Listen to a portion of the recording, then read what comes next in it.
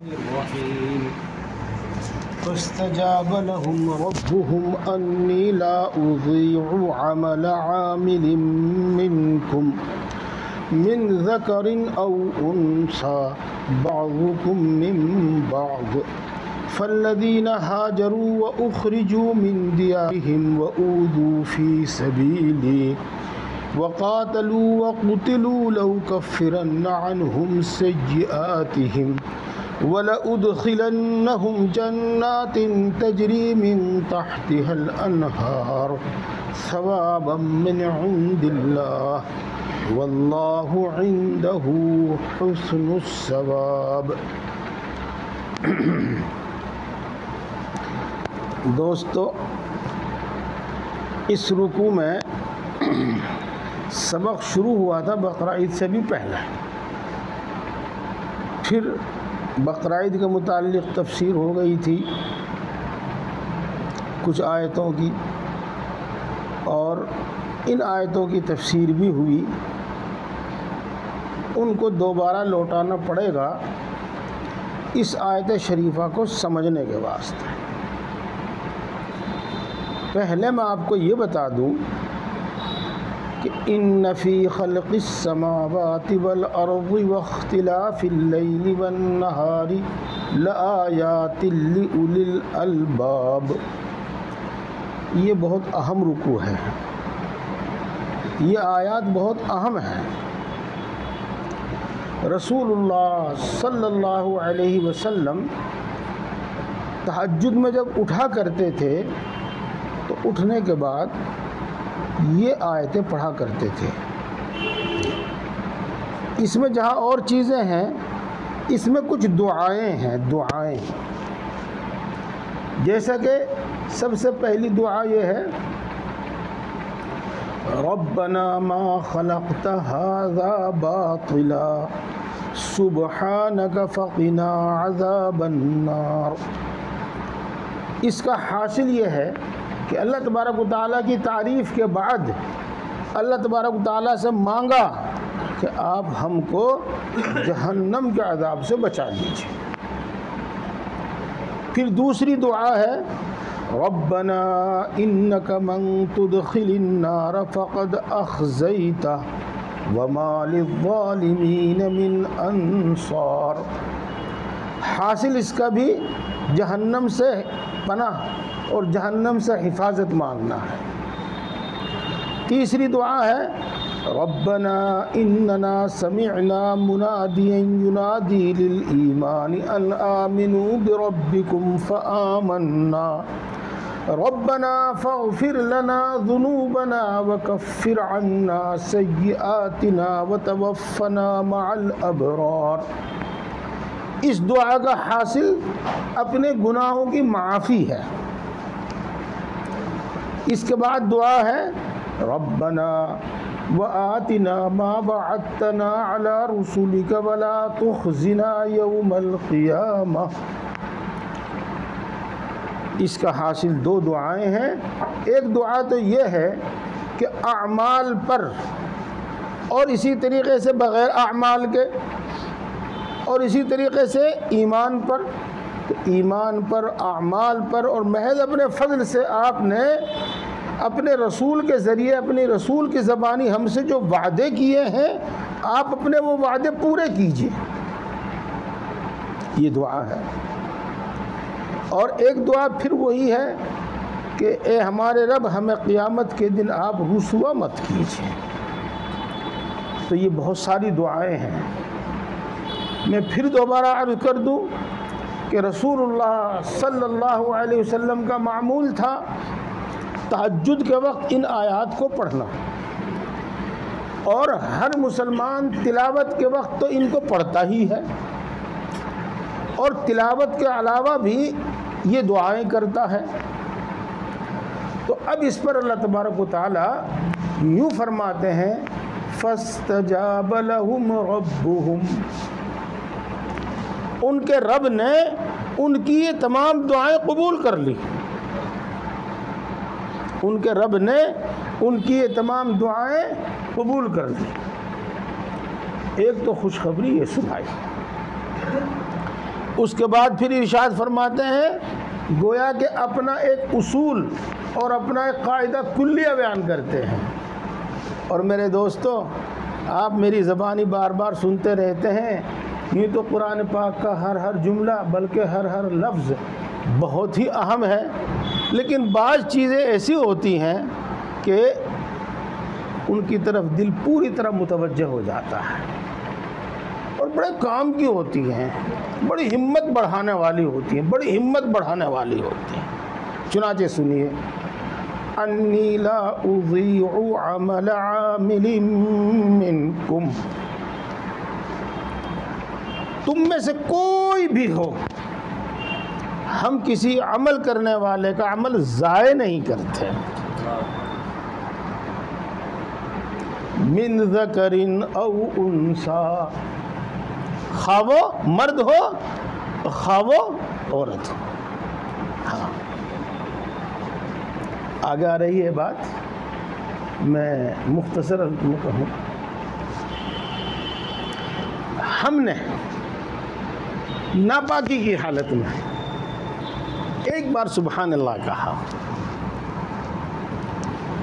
تو ہمیں کچھ نہ کچھ ضرور ملے گا.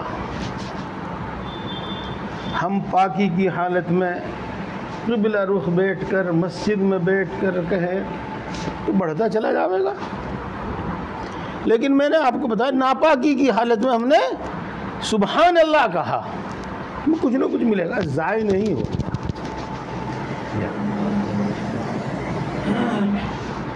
عبادات میں تو یہ ہے ہی، اور بھی بہت ساری چیزیں ہیں. مثال کے طور پر ہم راستے میں چلے جا رہے ہیں اور ہم نے دیکھا کہ یہاں پر کوئی پتھر کوئی اینٹ روڑا پڑا ہوا ہے اور اس سے کوئی راہ چلنے والا چوٹ کھا سکتا ہے. کیلے کا چھلکا پڑا ہوا ہے، اس سے کوئی گر سکتا ہے. ہم نے چلتے چلتے اس کا پیر مارا، اس کو ایک طرف کر دیا. ہم نے چلتے چلتے اس پتھر پر اینٹ روڑے پر پیر مارا، اس کو ایک طرف کر دیا. ظاہر بات ہے کہ کوئی ایسا بڑا عمل نہیں ہے یہ، لیکن اللہ اس کو بھی ضائع نہیں کرے گا. اللہ تبارک و تعالیٰ اس کو بھی ضائع نہیں کرے گا. یہ سمجھ لیجیے. ہاں اس کے علاوہ ایک دوسری بات سنیے گا. ایک شخص ہے، اللہ نے ماشاءاللہ اس کو سب کچھ دیا ہے. صبح نہاتا ہے، پریس کیے ہوئے کلب دیے ہوئے کپڑے پہنتا ہے، اپنے آفس میں اپنی دکان میں جا کر بیٹھ جاتا ہے، لوگوں کو آرڈر دیتا ہے، حکم کرتا ہے، پھر اٹھ کر اپنے گھر چلا آتا ہے. یعنی بالکل عیش اور آرام کی زندگی ہے. اس عیش اور آرام کی زندگی میں اگر ان تمام نعمتوں پر وہ اللہ کا شکر ادا کرتا ہے، اللہ اس کو ضائع نہیں کریں گے، ضائع نہیں کریں گے اس کو. ایک شخص ہے جس پہ بچوں کا ایک بہت بڑا بوجھ ہے، کوئی پیسہ کوئی بزنس کاروبار اس کا نہیں ہے، وہ نہ معلوم کیسی کیسی مزدوریاں کرتا ہے، کیسی کیسی ذلتیں اٹھاتا ہے، اور دن بھر خون پسینہ ایک کر کے کچھ لے کے آتا ہے اور اپنے بچوں کو کھلاتا ہے. آپ اس شخص کو بدنصیب مت سمجھنا، یہ بہت بڑی غلطی ہے کہ ہم اس کو بدنصیب سمجھیں. اگر وہ اس کے ساتھ ساتھ اللہ کا حکم ادا کرتا ہے، چاہے آدھا ادھورا ہی ادا کرتا ہے، یہ سن لیو میرا جملہ، نماز سے جماعت سے نہیں پڑھتا، جب موقع لگتا ہے جیسا ہوتا ہے پڑھ لیتا ہے، لیکن سستی اور کاہلی کی وجہ سے نہیں، لاپرواہی کی وجہ سے نہیں، بلکہ اپنی ان مشغولیات اور ان مصروفیات کی بنا پر. یہ ہے تو اللہ تبارک و تعالیٰ اس کے کسی ایک عمل کو ضائع نہیں کرے گا. یاد رکھ لو، اگر اس کے حاکم نے، اس کے مالک نے اس کو ڈانٹا ہے اور اس نے اس کو برداشت کیا ہے صرف اس لیے کہ میری حلال روزی کا سلسلہ یہاں سے وابستہ ہے، تو یہ بھی ضائع نہیں جائے گا، یہ بھی ضائع نہیں جائے گا. یہ ایک شخص گھر سے نکلتا ہے سردی کے موسم میں، اب ٹھنڈی ٹھنڈی ہوائیں چل رہی ہیں، اور مان لو تھوڑی دیر کے لیے مسجد میں آ کر بھی ٹھنڈے پانی سے وضو کرتا ہے، اور مان لو مسجد میں پردوں وغیرہ کا بھی صحیح انتظام نہیں ہے، وہاں بھی بیٹھ کر وہ ٹھنڈ میں اللہ کا ذکر کرتا ہے، دعا کرتا ہے، نماز پڑھتا ہے، تو نماز پڑھنے کا جو اجر و ثواب ہے وہ تو ملے گا۔ اب ٹھنڈے پانی سے وضو کرنے اور اس ٹھنڈ میں بیٹھ کر نماز پڑھنے اور اس ٹھنڈ میں گھر سے نکل کر چلنے، ہر ایک کا ثواب ملے گا۔ یہ ہے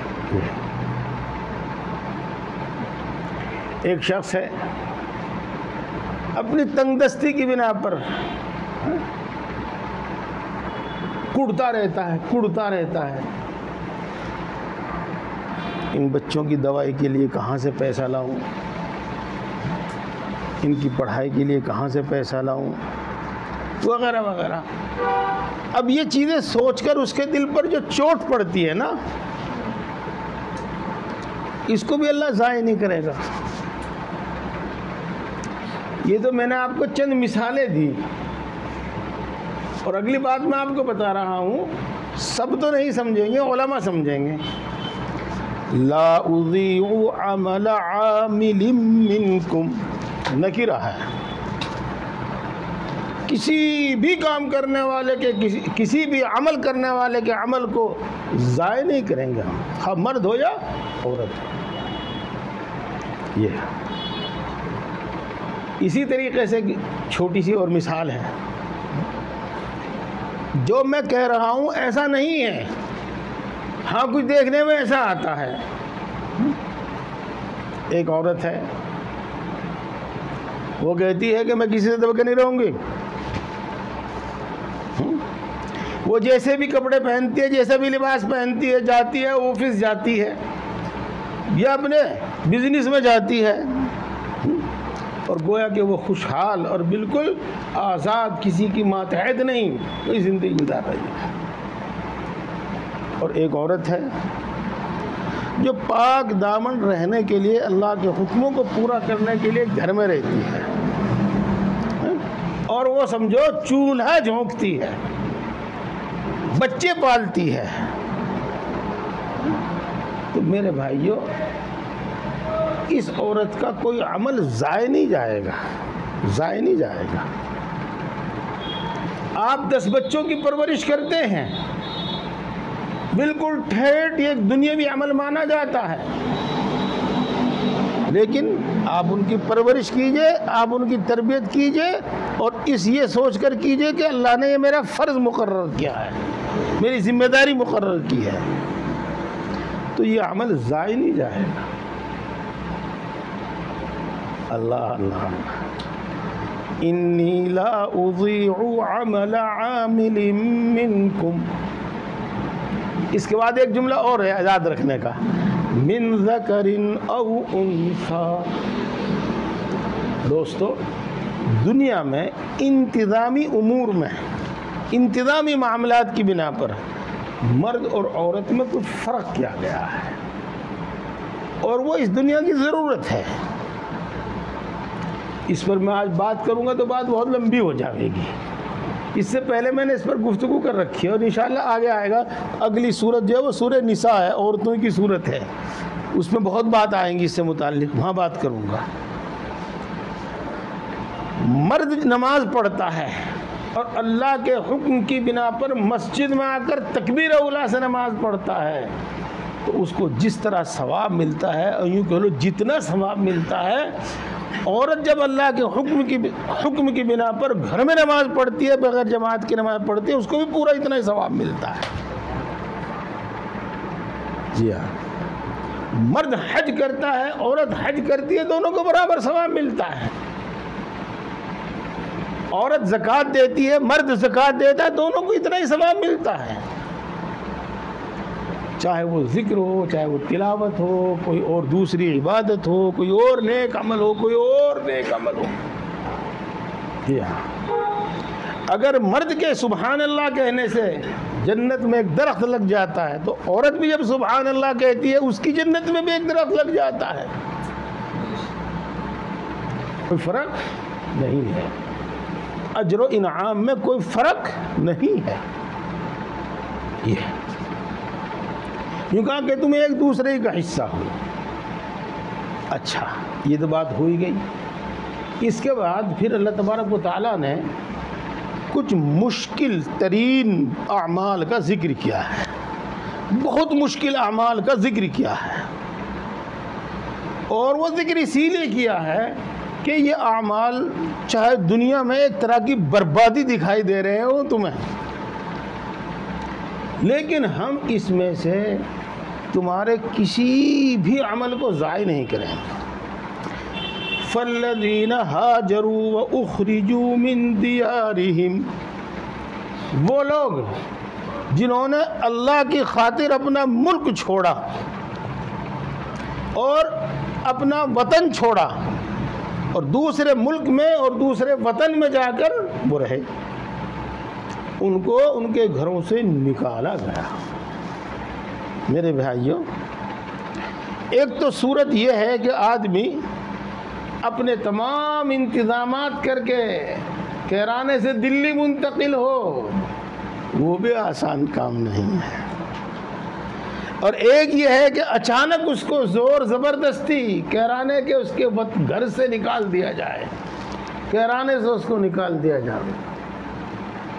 اب اس پر کتنی مصیبتوں کے پہاڑ ٹوٹ جائیں گے. 1947 کے لوگ تو شاید اب کم ہی زندہ ہوں گے جنہوں نے اچانک ہندوستان چھوڑ کر پاکستان کا سفر کیا یا پاکستان چھوڑ کر ہندوستان کا سفر کیا. ان کی مصیبتوں کو اگر آپ سنیں گے اور دیکھیں گے تو رونگٹے کھڑے ہو جائیں گے اور ایک رحم دل انسان کے آنسو نہیں رکیں گے آج سن کر. اور جن پر وہ بیتے ہیں حالات، ان کا تو کیا ذکر. تو جن لوگوں کو اللہ کی خاطر ستایا گیا، وَأُوذُوا فِي سَبِيلِي کا ترجمہ کر رہا ہوں، جن لوگوں کو اللہ کی خاطر ستایا گیا اور اتنا ستایا گیا کہ ان کو ان کے گھروں سے نکلنے پر مجبور کر دیا گیا، اور اس کے سبب انہوں نے اپنا وطن چھوڑ کر دوسرے شہر کو جا کے اپنا وطن بنایا. یہ وَقَاتَلُوا وَقُتِلُوا، اور انہوں نے جنگ کی، دوسروں کو بھی مارا، خود بھی مرے. ہاں، جس کو ہم جہاد کہہ دیتے ہیں. یہ کوئی معمولی کام نہیں ہے. آدمی اپنی جان دینے کو تیار ہو جاوے تو کوئی معمولی عمل نہیں ہے. ہاں، لَأُكَفِّرَنَّ عَنْهُمْ سَيِّئَاتِهِمْ، ضرور بھی ضرور، لام نون تاکید، ضرور بھی ضرور ہم ان کے چھوٹے بڑے تمام گناہ مٹا دیں گے. سیئات نیچے کے درجے کا جو گناہ ہے وہ سب مٹا دیں گے.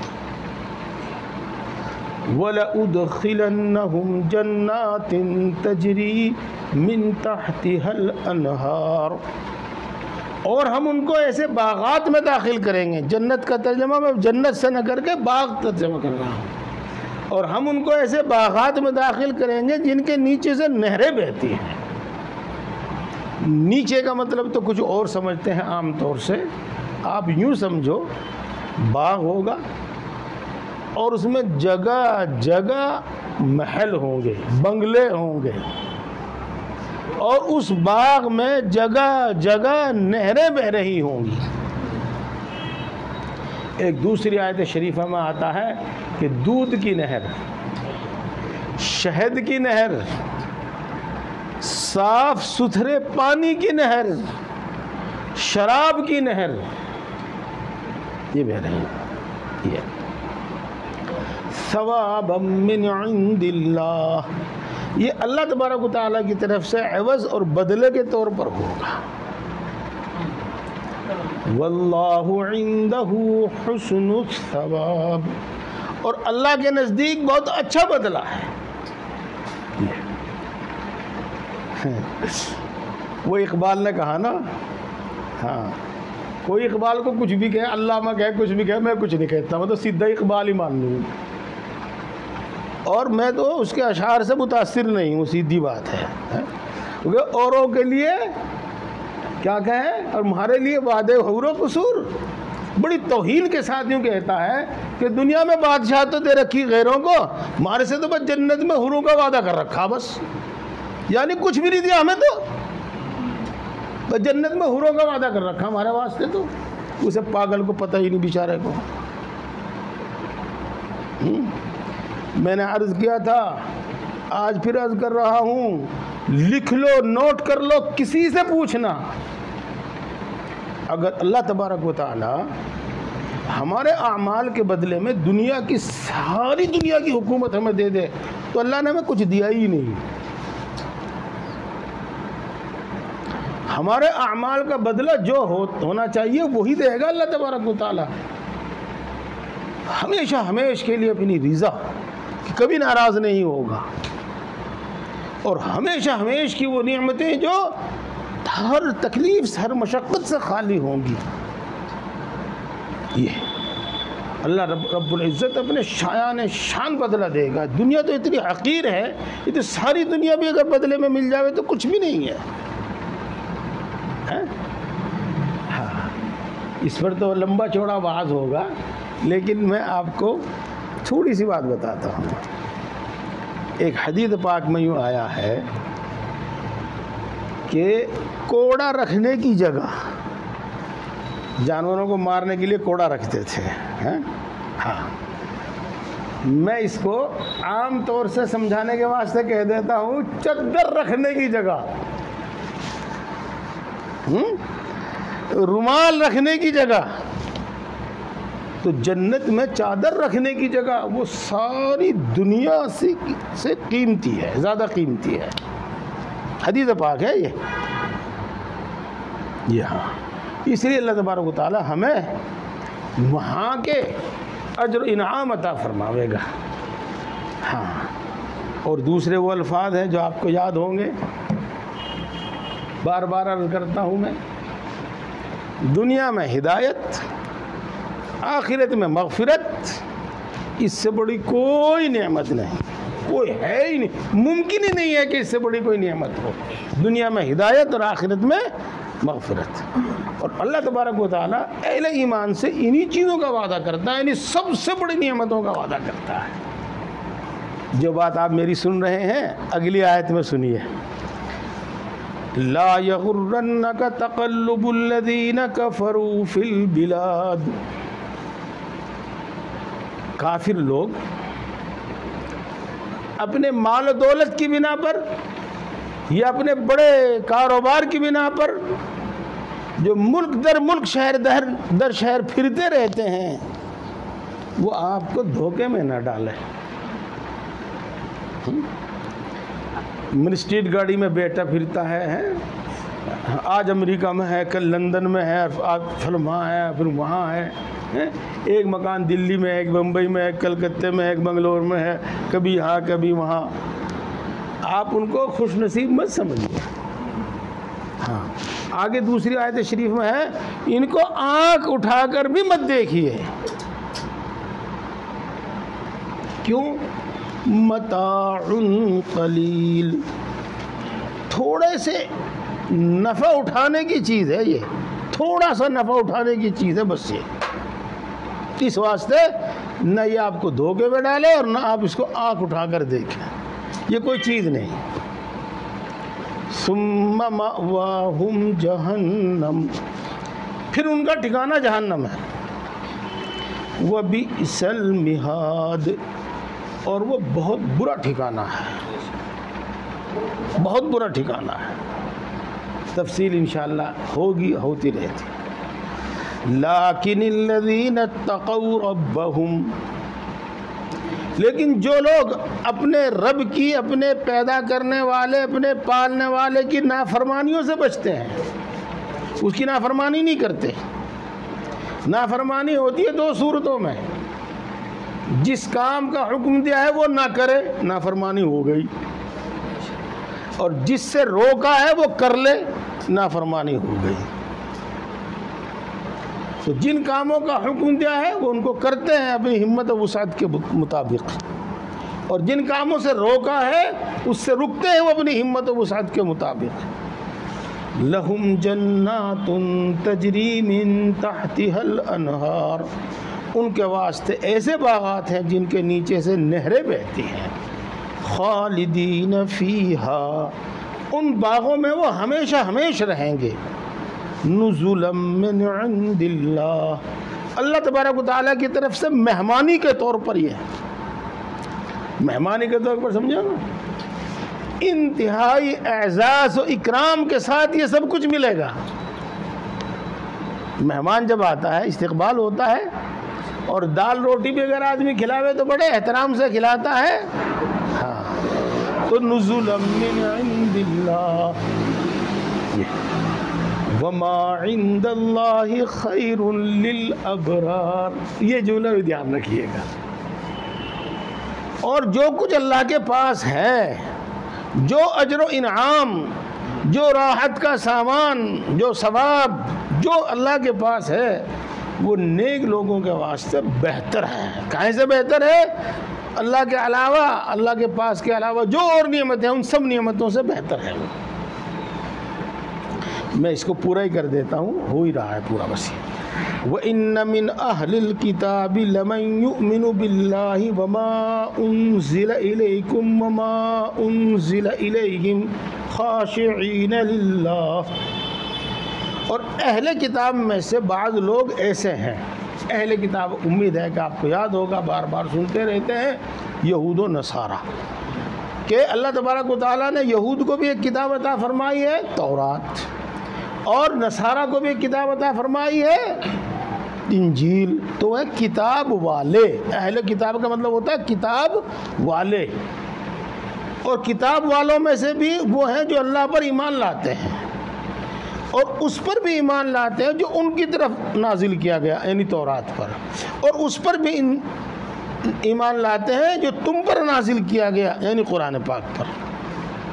اور صحیح بات تو یہ ہے کہ تورات اور قرآن کی کتاب کی باتوں میں کوئی تضاد نہیں ہے کہ اگر آپ اس کو مانیں تو اس کو نہیں، اس کو مانیں تو اس کو نہیں، بس وہ بھی اللہ کا کلام ہے، یہ بھی اللہ کا کلام ہے۔ بات صرف اتنی ہے کہ کچھ احکام ایسے ہیں جو اس وقت تھے اب نہیں ہیں، یعنی کینسل ہو گئے وہ، اس واسطے اب ان احکام پر، قرآن پاک کے احکام پر عمل کرنے سے نجات ہوگی، اس پر عمل کرنے سے نجات نہیں ہوگی، وہ کینسل ہے، واپس لے لیا اللہ نے ان کے احکام۔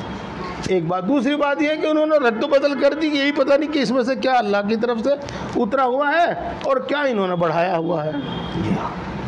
خاشعین للہ، اللہ کے سامنے جھکے رہتے ہیں۔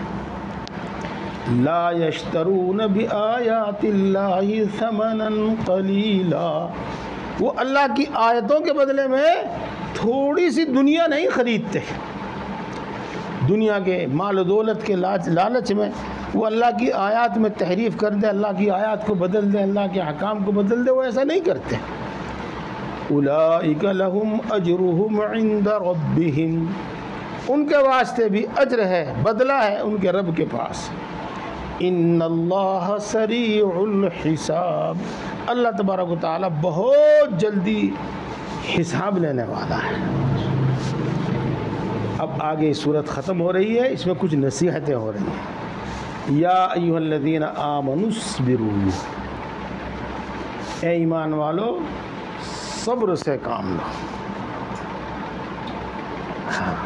صبر سے کام لو، اور انشاءاللہ اس پر آئندہ تفصیل ہوگی، پہلے بھی آ چکا ہے یہ بیان، جس کا حاصل یہ ہے کہ دو عبادتیں ایسی ہیں جو ہر وقت کی ہیں اور ہر ایک کے لیے ہیں، وہ ہے صبر اور شکر۔ کچھ نہ کچھ مصیبت، کچھ نہ کچھ تکلیف، کچھ نہ کچھ مشقت، کچھ نہ کچھ خلاف مزاج بات پیش آتی رہتی ہے، تو یہ وقت ہے صبر کا۔ اور ایک نہیں، دو نہیں، ہزاروں نعمتیں ہیں اللہ تبارک و تعالیٰ کی، وہ وقت ہے شکر کا۔ وَالصَّابِرُونَ، اور جہاد کے وقت ثابت قدم رہو، ثابت قدم رہو۔ ورابطوا، اور اسلامی ملک کی حدود کی حفاظت کرو۔ واتقوا اللہ، اور ان سب کاموں میں لگ کر، جہاد میں لگ کر، ملکی انتظام میں لگ کر، سرحدوں کی حفاظت میں لگ کر اللہ کی نافرمانی مت کرو، اللہ کو مت بھولو۔ لعلکم تفلحون، اس کا ترجمہ تو جو کچھ ہے، لیکن حاصل اس کا یہ ہے، اور یہ میں نہیں، حضرت تھانوی رحمۃ اللہ علیہ کے الفاظ ہیں، وعدہ ہے کہ تم کامیاب ہو جاؤ گے۔ الحمدللہ رب العالمین الرحمن الرحیم